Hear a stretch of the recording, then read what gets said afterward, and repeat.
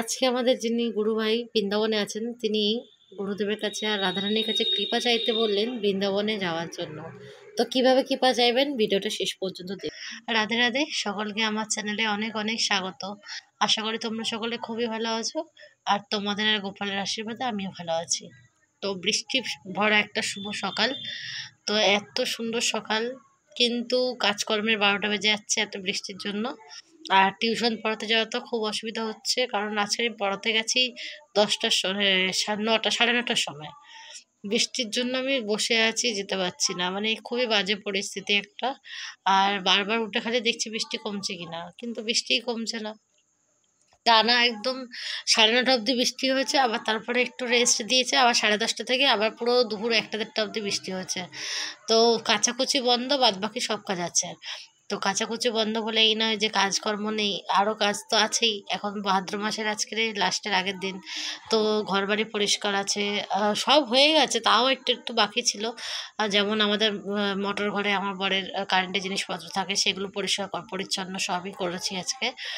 আর আজকের সকালবেলা দেখো, তাই জন্য গোপালকে আর বেশি কিছু ভোগ দিতে পারিনি, সিদ্ধন্য শাক আর পটল ভাজা দিয়ে সেবা দিয়ে দিয়েছে। আর এই যে বৃষ্টি হচ্ছে দেখো, এখন একটু কমেছে।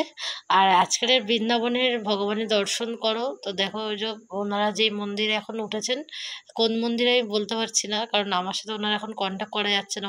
উনি যেখানে রয়েছেন সেখানে ফোনের নেটওয়ার্ক পাওয়া যাচ্ছে না, তো উনি ভিডিওগুলো আমাকে খুব কষ্ট করেই পাঠান।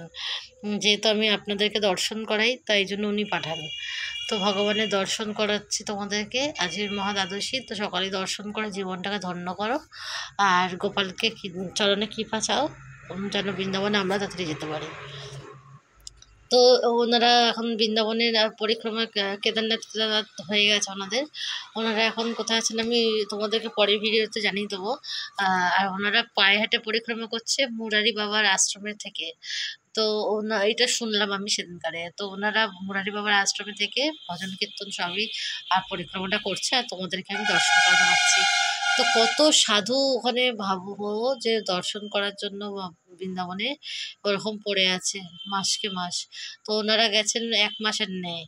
তো বলছিল আমাকে যে 1 মাসের ন্যায় গেছেন ওনারা। 1 মাস 5 দিন বললো সময় লাগবে ফিরে আসতে।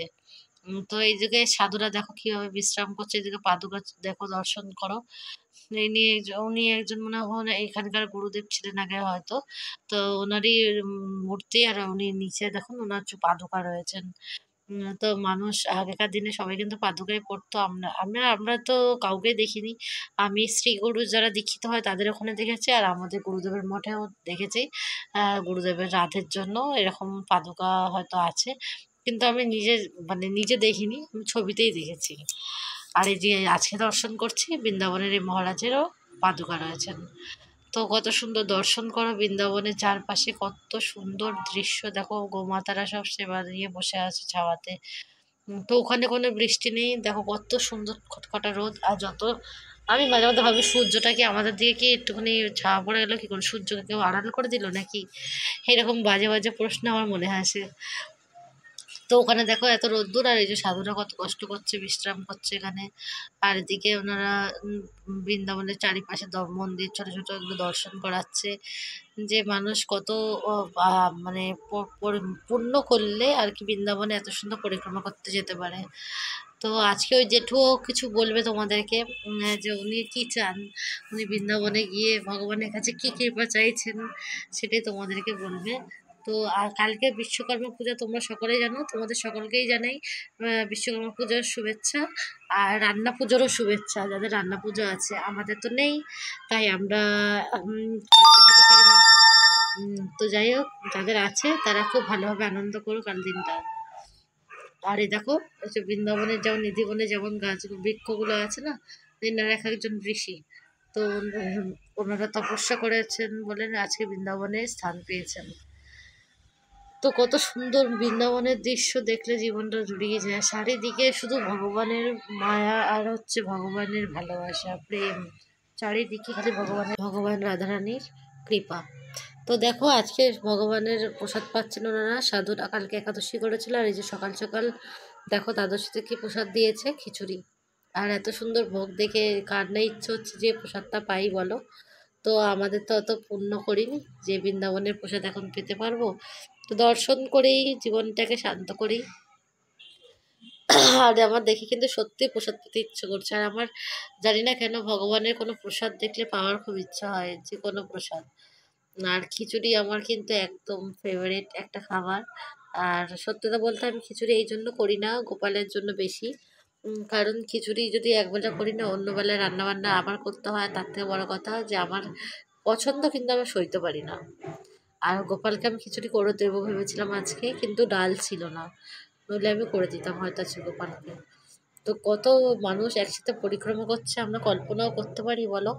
কত মানুষ দেখো, কে বলে যে বৃন্দাবনে কেউ, আর সত্যি আমি শুনেছিলাম বৃন্দাবনে কেউ হারিয়ে যায় না, কেউ অভুক্ত থাকে না। তো এখানে দেখে বোঝা যাচ্ছে রাধারানীর কতটা কৃপা আছেন। প্রত্যেক দিন এত এত সাধুকে সেবা দিচ্ছেন তিনি, কিভাবে হোক যেভাবেই হোক ভগবানের কৃপা প্রসাদ পাওয়াচ্ছেন। তো এইসব দেখলেও মনটা ভালো লাগে। আর এক জায়গায় তো ওনারা নেই, ওনারা ঘুরছেন, পরিক্রমা করছেন, মানে আগাচ্ছেন। আর সেখানে যে গিয়ে আমাদেরকে ভিডিও করে দর্শন করাচ্ছেন। তো কত সুন্দর দৃশ্য, মানুষের মন মুগ্ধ হয়ে যাওয়ার মতন দৃশ্য। তো ভগবানের কাছে এটাই চাই যেন পরের জন্মে যেন ছেলে হয়ে জন্মাতে পারি। আর সারা বৃন্দাবন ব্রজধাম যেন আমি যেন ঘুরে প্রতি বেড়াতে পারি, বৎসর এটাই আমি হচ্ছে যতদিন আশা। বাঁচবো আর এই এই সাধক কি বলছে ব্রজধামে যে যেন আমি প্রতি বৎসর রাধারানীর কৃপায় এবং আমার গুরুদেবের কৃপায় আমি যেন পরিক্রমা করতে পারি। তো আমার আজ গর্ব হচ্ছে যে এই জয়রাধে মঠের, নবদ্বীপ জয়রাধে মঠের আমি প্রাণগোপাল দাস বাবাজির আশ্রিতা। এবং আমার আজ সত্যি এত গর্ব হচ্ছে, আনন্দ হচ্ছে যে আমাদের এই মঠ থেকে আজ আমি এবং আমার গুরু ভাই রঞ্জিত নস্কর, আমরা আজ দুজন এই পরিক্রমা করতে এসেছি। এবং রাধারানীর কাছে আমরা এইটুকু কামনা করছি, আমরা যেন প্রতি বৎসর এইভাবে যেন হাজার হাজার ভক্তদের সাথে, সাধুদের সাথে আমরা যেন পরিক্রমা করে যেতে পারি। আমি চেষ্টা করব যে এই পরিক্রমাটা আমি যতদিন হাঁটতে পারবো, রাধারানী আমাকে যতদিন শক্তি দেবে আমি ততদিন এই পরিক্রমাটা করব, তাতে আমার যতই কষ্ট হোক। রাধে রাধে। আপনারা ভালো থাকবেন এবং আপনারাও এই বৃন্দাবনে ব্রজধামে পরিক্রমা করতে আসার জন্য রাধারানীর কাছে কৃপা চাইবেন। এবং এই পরিক্রমা করলে 84 কোষ পরিক্রমা করলে আর 84 লক্ষ জনিতে ফিরে যেতে হবে না। আপনি সশরীরে না হলেও আপনার পরম আত্মা একদিন না একদিন সেই গোলকধাম বৈকুণ্ঠ ধামে চলে যাবে, তার চেষ্টা আপনারা করবেন। রাধে রাধে। জয় শ্রী রাধে। নিতাই গৌর সীতানাথ প্রেমানন্দে। হরি হরি বল। ভালো থাকবেন। তো তোমরা শুনলে যেটুকুই বললো, আর এটাই হচ্ছে আমাদের লক্ষ্য হওয়া দরকার। তো আজকের মতন দেখো ভিডিওটা এই অবধি। আর সন্ধ্যাবেলা গোপালের জন্য লুচি আর ঘুগনি বানিয়েছিলাম। তো ভিডিওটা অনেক লং হয়ে যায় বলে রান্নাটা দেখালাম না। আর এভাবে আজকে ভিডিওটা শেষ করছি। রাধে রাধে। জয় শ্রীরাম। শুভরাত্রি। সকলেই খুব ভালো থেকো।